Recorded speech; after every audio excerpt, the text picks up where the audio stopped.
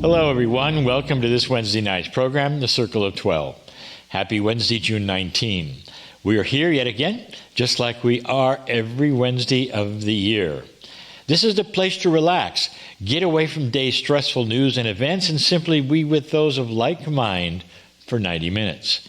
If you haven't heard, our Wednesday night programs are going through major changes with the intention of giving you more experiences and special heartfelt programs. Have you noticed it yet?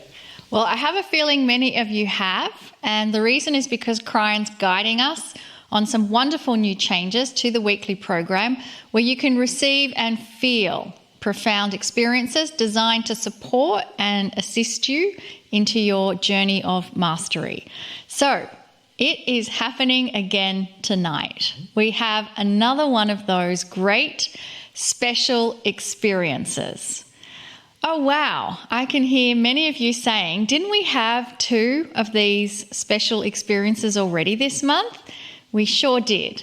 And here comes another one. The format, timing and style of the show is changing greatly.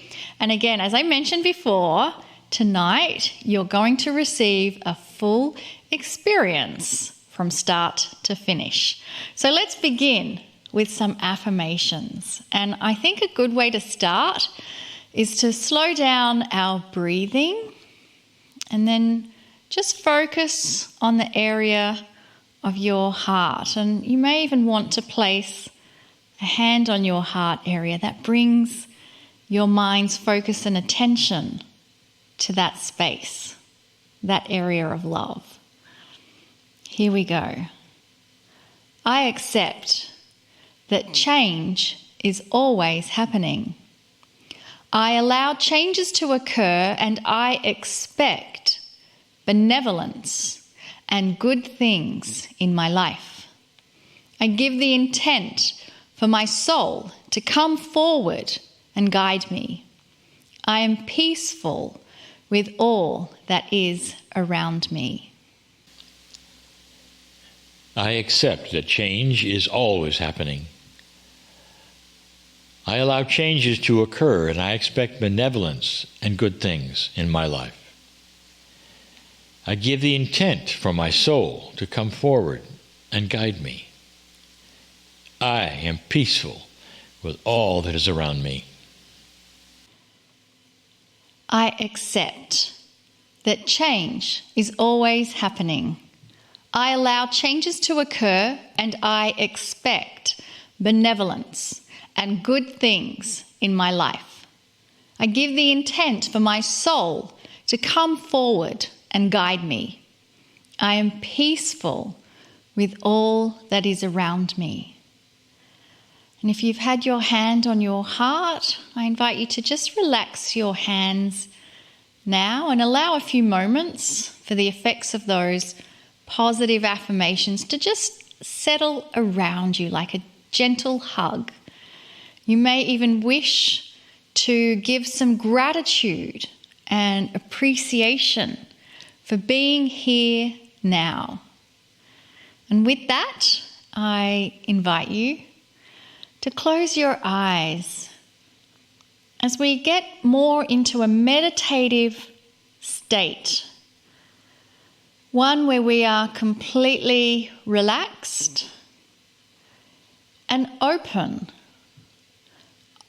to receive divine messages from a loving entity known as Kryon. Kryon, who is here and knows you personally, knows you by name. And the entire reason Kryon is here at all is because of you and your desire to move into a graduate pathway of ascension status.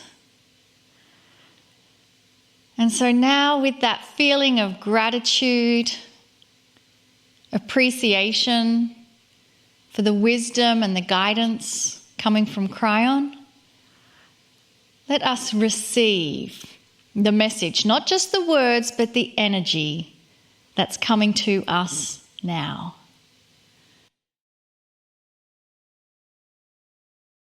Is it possible that human beings are actually from the stars? Greetings, dear ones. I am Kryon of Magnetic Service. What a statement. And for some, this is actually laughable. Of course, they're not. They come directly from a very strong lineage, that biology of humanism and humans on the planet that you can track backwards and see in the evolution which is evident. Oh, really? Dear ones, more and more science is starting to look at some anomalies of this evolutionary chain. The ones that you've read about for years in your textbooks, where you can see the seeming evolution of a human being. And you can see the pictorials where they start to show the evolutionary silhouettes, where you go from the crouching animal to the human standing up straight. And this is what has always been there for you to see. The assumption, of course, the one that everyone takes for granted is, of course, you graduated and evolved like all the other animals on the planet. And here you are, the top of the evolutionary chain, and you came from all of that which preceded you. Oh, really? I would like to tell you that what is taking place now is better science. Better and better science is able to look carefully at your ancestors' DNA, taking a look at what it was, what it became, and then suddenly it was changed.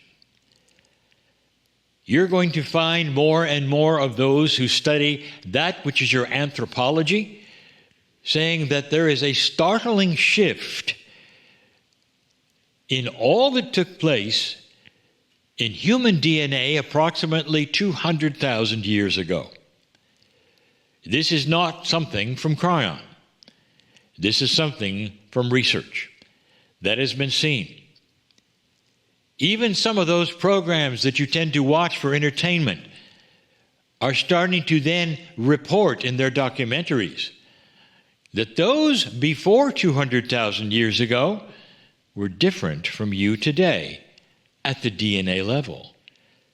So instead of having a progression of evolution which would create the DNA you have today, there was a marked disturbance, you might say. And what took place is remarkable. There was a stop, you might say, of the common 24 pairs of chromosomes that all humans had up to 24, up to 200,000 years ago, as I say, and then suddenly there were 23. Look at this again and hear what I'm telling you. If this is so, and you went from 24 to 23, and it seemed to happen in a small geological window of time, it means you actually didn't come from what is here. You are not a product of human evolution at all. Because what took place could not have been natural evolution. No way. Those who study the humans before you with 24 pairs of chromosomes and compare it to your 23 notice some startling other shifts in your DNA. Number one, where did the 24th pair go? Number two, take a look at some of the other pairs that became something else. Take a look at number two, for instance. Do your own research if you wish. I'm telling you what they have discovered.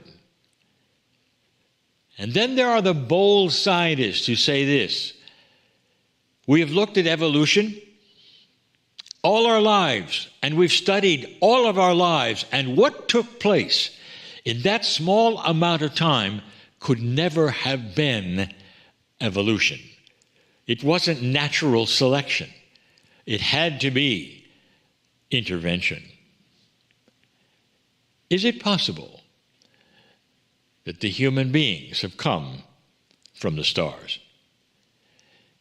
The story that I have given from the beginning